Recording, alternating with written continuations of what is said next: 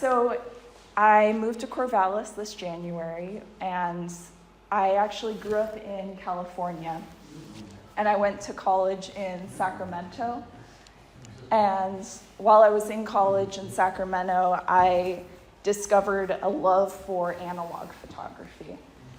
It was while I was in school that I was introduced to the 4x5 camera, and I'm a very fast-paced person, and to discover a medium of art making that actually forced me to slow down and take a breath was a really wonderful thing for me. There's a big difference from going from digital photography, where I'm clicking a button and following an impulse, to working with this physical, slow medium. And especially large format photography, every single image requires the labor of loading and unloading a negative. And I was, at the time, in a relationship that felt a little difficult to find time for myself. And so I didn't feel like I had many excuses to go and be alone, but to be in school and say, I need to go work on a project for school. This is an assignment. That became a good reason for me to get outside of my home and to go and explore and be by myself. And so at that time, I was leaving the city, leaving Sacramento, going into the rural area surrounding the city, and looking for places where I didn't hear the noise of the city, places where I didn't see any other people around, and places where I could look out at nature around me and think of it as sort of puzzle pieces, and think about how I could fit myself into these spaces and see them as cradles or nests and rooms of sorts. See textures of trees as something that I could be this ingredient in. And I was taking that same slowness that came from the image making into my development process. Instead of doing tank developing, where I would load the film in darkness and then be able to be out in the light, I was tray developing this film, which meant that once I was in the darkroom, I was taking those 4x5 negatives from one tray of chemistry to the next, and that whole 30 or so minutes of development time was in pitch black. And so I had that allotted time that I couldn't get around. The chemistry demanded that I was there for that long. And in that time, I was just feeling that film, counting seconds in my head. And that became this meditation time for me. And so this time that I was in college and I was discovering self-portraiture, discovering analog photography, I was really figuring out my relationship with my camera and my relationship with photography as a sort of healing method for myself. And this is a couple examples of the work that I was making at that time. There we go.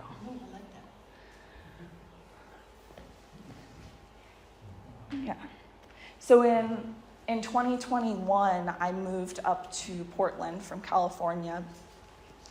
And pretty soon after moving into the city, I was feeling very paranoid. And this had been a big change in my life. I was living in a new state. I was working a brand new job, was living in a new home. But this paranoia was definitely not normal feeling. I felt like people were trying to kill me when I was out and about, just living my life. And I didn't understand why this was happening. So I sought out mental help for it. And what I learned was that I was experiencing post-traumatic stress disorder from a murder that I had witnessed years prior on public transit.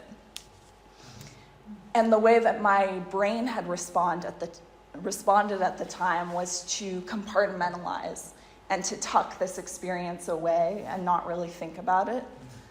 And so these years later, I found myself taking public transit again, and all of these emotions and responses to that event came up as if it was a present danger. So I recognized that I should turn to photography and try to lean into this as a tool that I had learned I had in my tool belt. I've always been a very visual thinker and visual communicator, and I oftentimes feel like words fall short when I try to share an experience with people.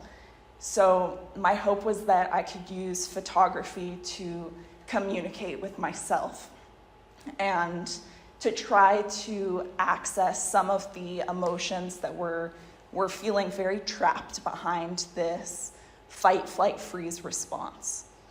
I was feeling very numb and was seeing everything through this lens of fear. And I recognized that, but I didn't really know how to access what was behind it. So I thought through this project, and I decided to use the act of removal as a way to try to jumpstart this conversation. And I chose 3 main tools of removal. One was clothing, which served as a very physical, literal layer of protection. And it was something that I almost always had with me. And the next was my hair. And my hair, while it was a physical layer as well, it felt like a symbol for femininity. And it felt like it could be a target on my back for being that. It also was something that I saw as a marker of time. It was a part of me that had grown, and I saw it as a witness to this closing off that I had gone through. And I believed that it carried with it the memories and the emotions and the charge of the time that it had been on me. And so I hoped that in shaving off that hair, I might be able to get at some of the emotions that it was carrying or hiding. And the third form of removal was my environment. I decided to make this whole project in my bedroom. That felt like the place that I felt the safest and the most likely to be able to let down my guard. But I recognized that I didn't want to look around and have all of the distractions of my daily life around me. So I decided to build a space in my bedroom. And I used things like foam board and packaging material and blankets, fabrics, things that when the space was built really just surrounded me in textures. And so these 3 forms of removal became this weekly ritual that I went through. I would undress, I would shave my head, I would build this space, and I would spend the whole day in this space with my camera. And really, when I was here, I was feeling the textures around me. I could feel the warmth coming in through my bedroom window. I was seeing it as this sort of safety net, this place that I had built that I knew I could trust I was safe within and allow myself to rest. You know, just to have a place where it felt okay to breathe deeply, a place where I didn't have to think about ways to protect myself, but could just be present. That was tremendous for me at the time. And so as I was finishing this project, thinking about how I wanted to present it and show it in different spaces, I really wanted to lean into the textures staying a part of it. And so I started bringing the blanket texture into the exhibition space. And this was serving as a way to kind of point at the importance of the texture in the project, and also as a way to give the viewer a clue as to what the textures that they were looking at were. In black and white, it really does just feel like texture. It feels very out of the context of the material. And this soft, kind of fuzzy blanket texture especially was a really grounding feeling going through the work. So I had this set up in a few different ways in different spaces, but always returned to this same softness texture. And while I was finishing up this work and following this project, I was seeking out help for my mental health.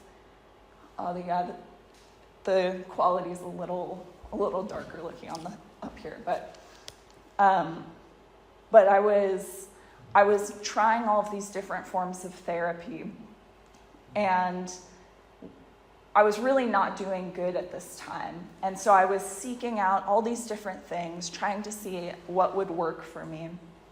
And one thing that stood out was this therapy called EMDR therapy. And it stands for eye movement desensitization and reprocessing. And it's based around the concept of REM sleep. And the action of rapid eye movement that we do while we're sleeping is our body's way of moving our short-term memories from that day over into our long-term memory storage.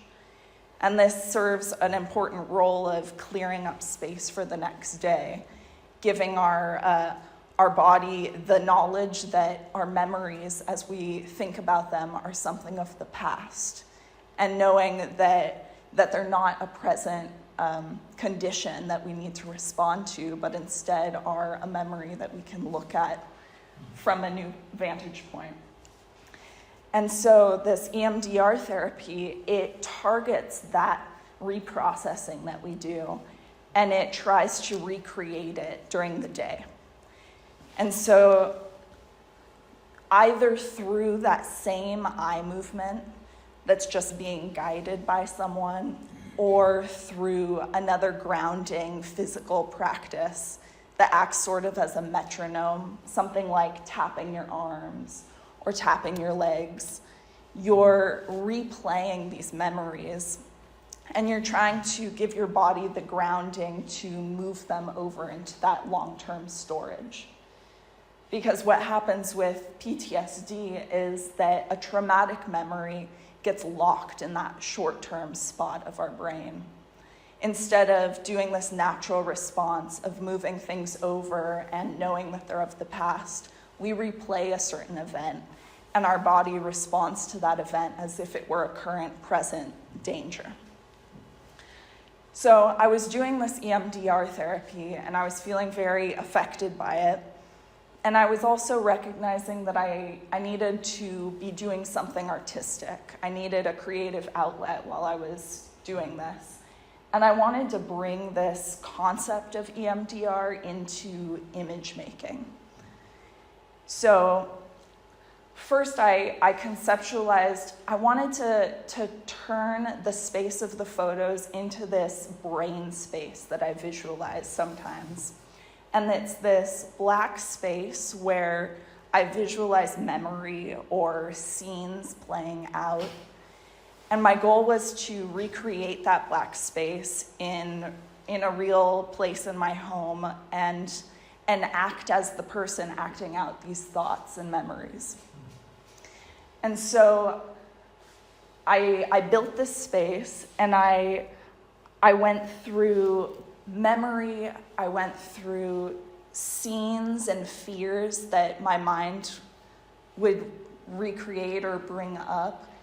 And I let the physical act of being in this space and of setting up the camera, of taking the photo, I let that be the physical grounding.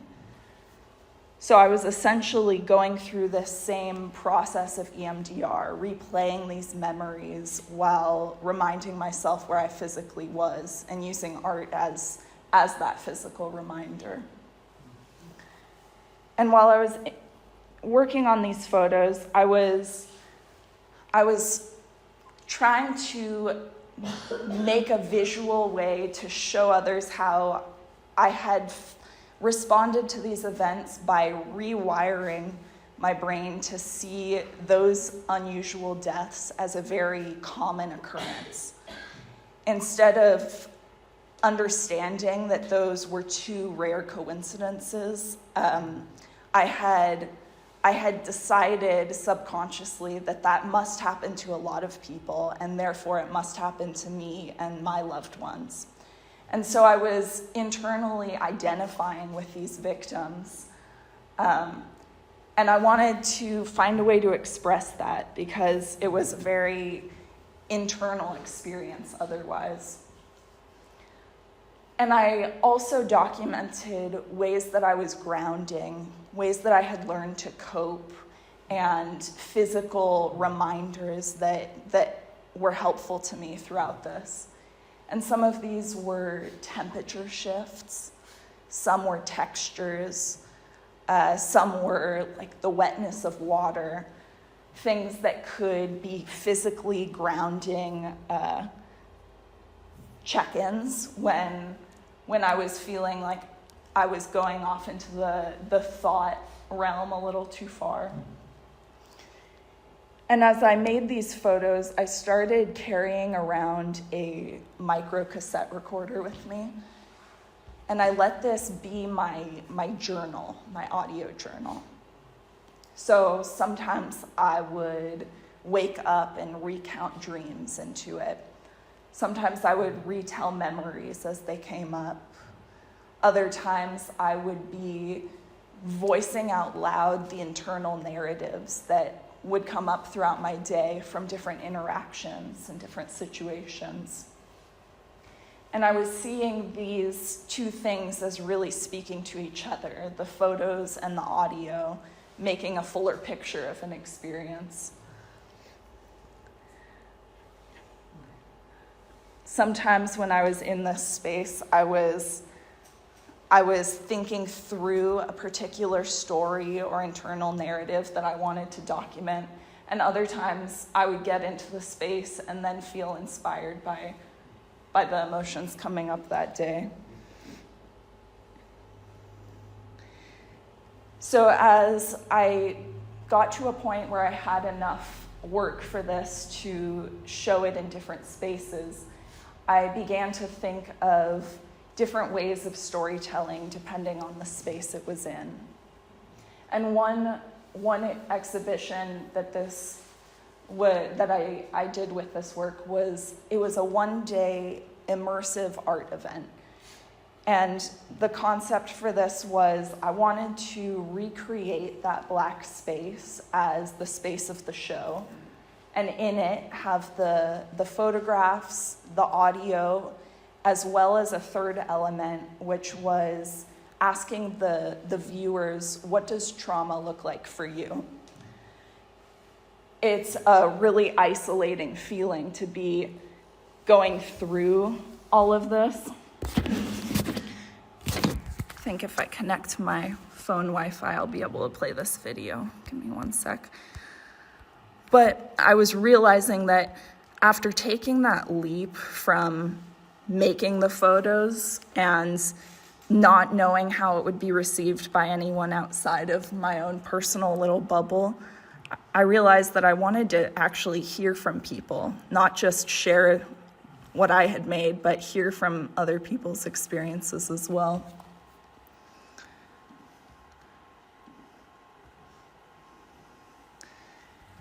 And so my starting point for that was this question: what does trauma look like for you?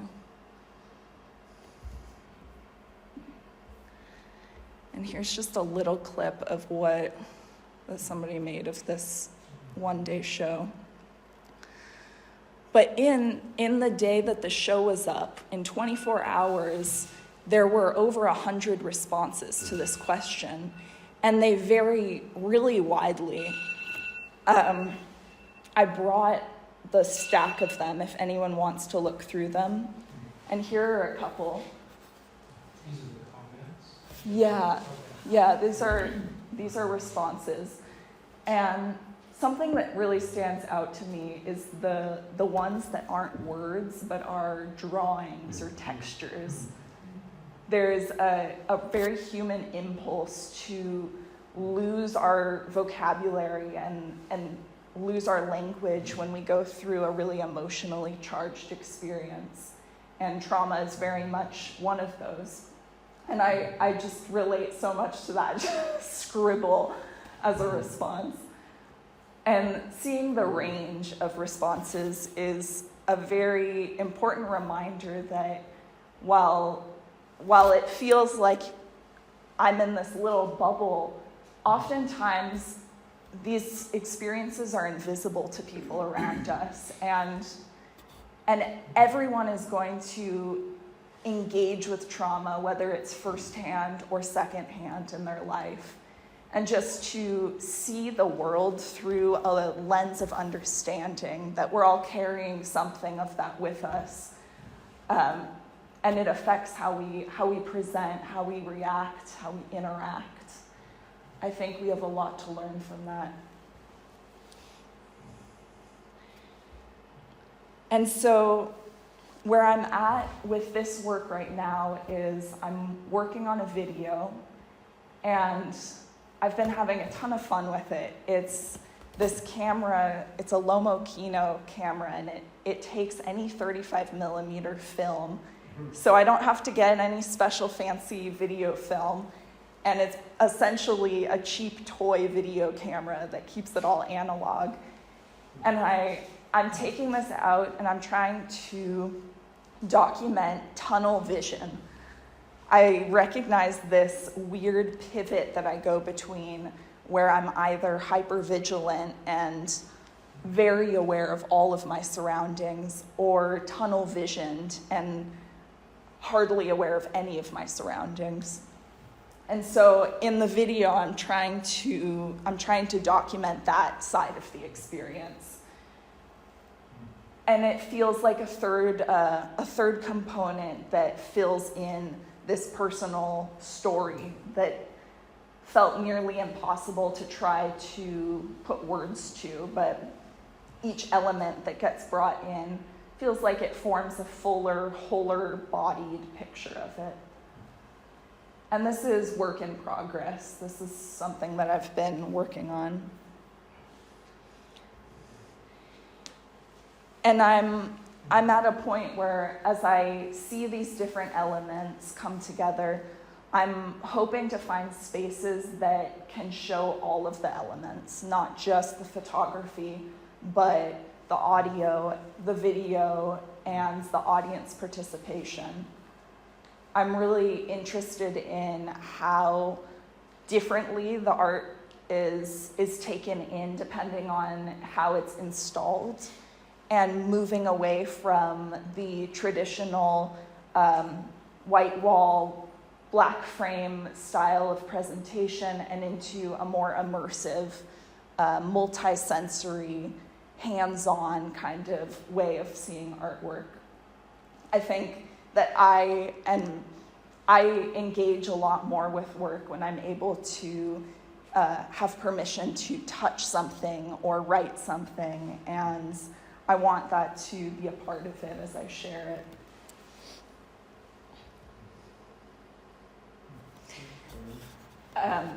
So in between working on these projects, I've also taken time to make this handmade photo book. I was feeling the heaviness of these projects and wanted an excuse to do something a little bit more playful. I wanted something where I could cut paper and glue and stitch and fold, and I decided that a handmade book was the way to do that.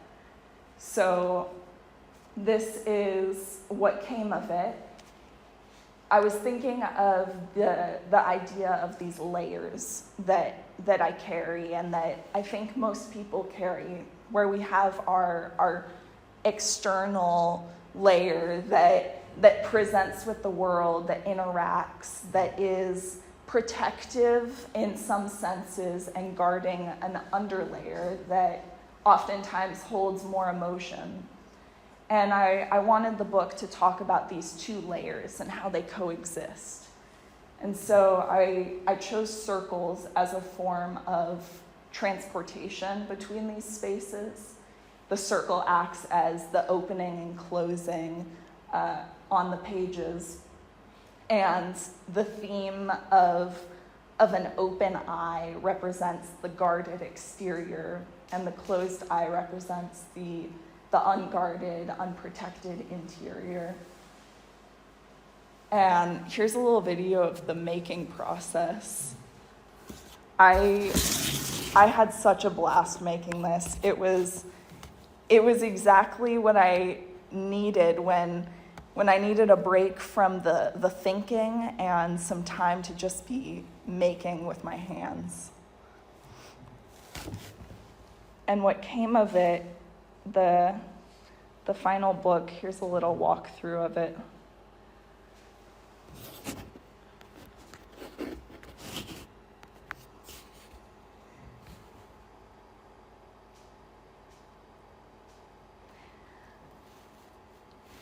So throughout all of these projects, the things that I'm thinking about are how I interact with my environment.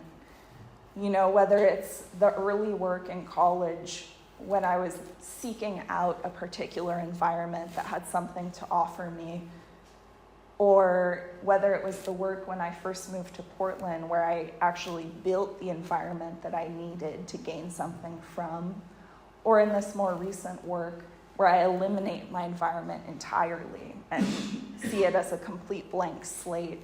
I'm really curious to be analyzing how that affects what comes up emotionally in those spaces.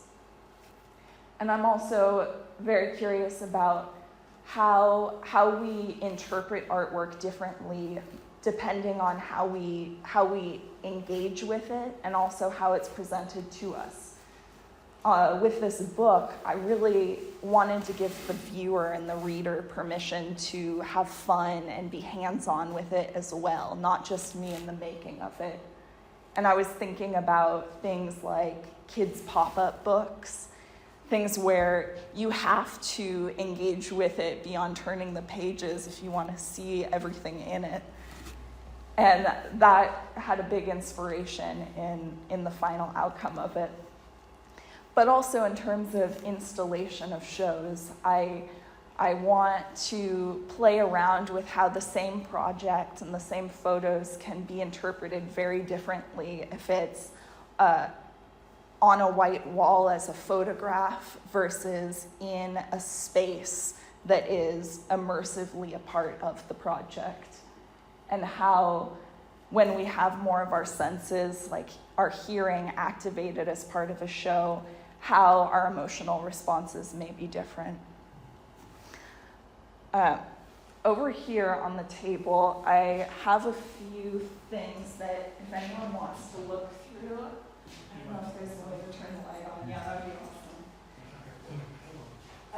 awesome. There's a few different publications that have bits and pieces of these projects in different contexts, and some of them are very psychological, filled with projects. So I love seeing how a few photos from one of these projects feels when it's surrounded by projects that are talking about the mind and these more psychological topics.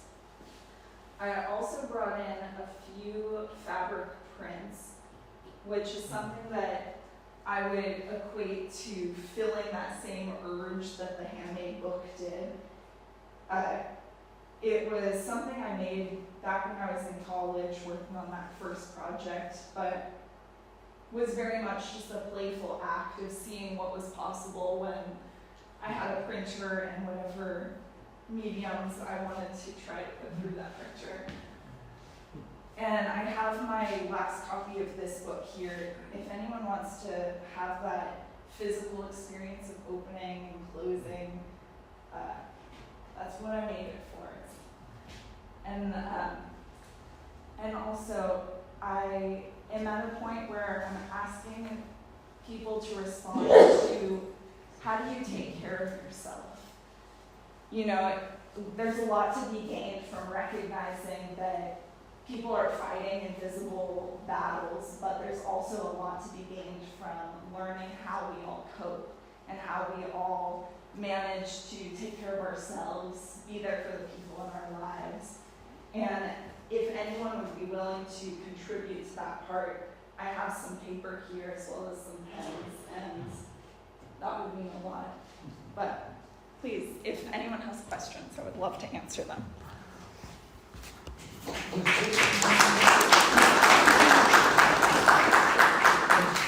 this one exhibit in Portland or multiple exhibits? Or Yeah, the immersive one was in Portland. Yeah, it's been in other group shows in other spaces, but that one it was called Content. It was this hotel that had an immersive show. So every room in the hotel was transformed by a different artist. And the only rule was that it had to be immersive. Fun concept, yeah. Yeah, right. It takes a lot of courage. I admire your courage. Thanks. I find it very therapeutic just to do the work. It's more of the sharing the work that takes more emotional toll, I think. Yeah, all the layers of it. Yes, definitely. Definitely. So you showed a lot of evolution through these ideas and concepts, but I was kind of curious what the light bulb was that started the whole chain. I mean, was there a light bulb, or what was the evolution? What kind of prompted Well, the beginning? But I mean, I understand the trauma, but how did you pivot from there to making this work? you mean the more recent project So specifically? I'm interested in the evolution of ideas, and it seems like you showed an evolution of ideas in the presentation, but I'm kind of wondering how we evolved into the first set of ideas. Yeah, I guess if that would be college and those earlier photos, I think it was a good storm of being unhappy at home, which got me outside, and then falling in love with the 4x5 camera, which got me curious about slow photography, and just allowing myself to be a little more intuitive as well, let go of a final concept that I had to be working towards. Yeah, so I guess what prompted that question was way back in the beginning when you took away 3 things, and I was kind of curious how you thought of that. Oh, The shade, the clothes, and the room. So yeah. I was thinking about that feeling of like having this wall, and it was a conceptual wall, but I was trying to think of ways that I could try to get rid of it, even though I didn't really feel that control. So my response was to find physical things that I could remove. So I think it was a seed of removal, like thinking about how I wanted to remove something that I didn't feel like I could remove. Well, what can I remove? And maybe somewhere along the way, what I'm looking for will come up. Like maybe a physical removal can jumpstart some emotional vulnerability. Yeah. that's great. Yeah. Thanks. Yeah. Well, are you still doing 4x5 photography? yeah, I love 4x5 photography. I mean, like I said, with the slowness of it, I sometimes have to trick my own brain into slowing down, and 4x5 photography is definitely one of those things. The idea of doing the development completely in the dark, what inspired trying to do it that way? Well, it was a method that I learned in college. So we learned tray developing as well as tank developing, and everyone else had the sane, reasonable response of choosing tank developing because you could then be present and talk with your classmates while you were developing film. But there was something about just that quiet time in the dark that I love. It wasn't, That Is too. is that Well, important? if I try to just meditate, I go stir crazy. I just open my eyes and I give up partway through. But being in the dark and having something to physically do while also kind of meditating, that works for me. So feeling the film and having a physical distraction is enough to let me calm down and stay in the present. So yeah, it is nice to feel the You're using film. your senses in a completely different way in the dark room, because I do take my 10 in the dark. Yeah, Trade development. yeah. I haven't done it in years, I don't have a space without a window. That's another story. Darn. But it really does, it does help you to slow down and to, and you're using emotion, you're tactile, Yeah, you're hearing things that you didn't hear before, and yeah. It's true, yeah. When you remove one of the senses, Yes. it's like they all fill in the gap. yeah. Yeah, absolutely. No, I like the dark one. I miss having it. I hope you can have one. That's hard. But I can't afford to Yeah, do other things. that's a whole nother thing too. It's not a cheap medium to love. Did you have a question? I was just kind of curious about your technique because they look really sharp. And I know some of that is from using a larger format. But like, did you like measure with a tape and set the camera up with a tripod and use one of those things, or did you? Yeah. How did you do that? Yeah. So I use a bulb shutter release cable. Okay, yeah. And I have been in some very uncomfortable positions trying to hide it in the scene because, Because I didn't see that. Yeah. yeah. Sometimes it's my knee taking the photo. Like, it could be any part of me. But yeah, I'll get my scene set up, and I usually do have a pretty narrow depth of focus.